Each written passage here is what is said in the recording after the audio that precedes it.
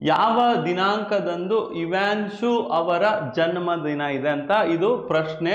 ಹೇಳಿಕೆಗಳು ಕೊಟ್ಟಿದ್ದಾನೆ. ಇವಾನ್ಶು ಅವರ ಜನ್ಮದಿನವು ಒಂದು ದೇಶದ ಗಣರಾಜ್ಯೋತ್ಸವ ದಿನದಂದು.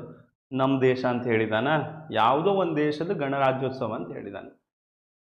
ಹೆಂಗ್ರಿ ಹೇಳಕ್ಕಾಗ? ನಮ್ಮ ದೇಶ ಹೇಳಿದ್ರೆ ಜನವರಿ 26 ಅಂತ ಹೇಳ್ಬೋದು. ನಮ್ಮ ದೇಶ ಹೇಳಿಲ್ಲಲ್ಲ.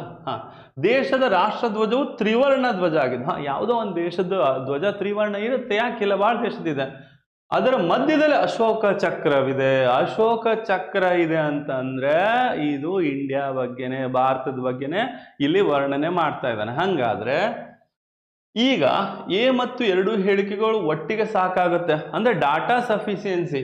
ಯಾವ ದಿನಾಂಕದಂದು ಇವಾನ್ಶು ಅವ್ರ ಜನ್ಮದಿನ ಅಂತ ನಾವು ಹೇಳಬೇಕು ಅಂತಂದ್ರೆ, ಓಕೆ, ಆ ದೇಶ ಭಾರತ ಅಂತ ಗೊತ್ತಾದ ತಕ್ಷಣ ಒಂದು ಡೇಟ್ ಆಫ್ ಬರ್ತ್ ಗೊತ್ತಾಗುತ್ತಾ? ಇಲ್ಲ. ಓಕೆ, ಗಣರಾಜ್ಯೋತ್ಸವದಿಂದ ಇದೆ ಅಂತಂದ್ರೆ ಯಾವ ದೇಶದ್ದು ಗೊತ್ತಿಲ್ಲ. ಇವೆರಡೂ ಬೇಕು. ಇವೆರಡೂ ಗೊತ್ತಿದ್ರೆ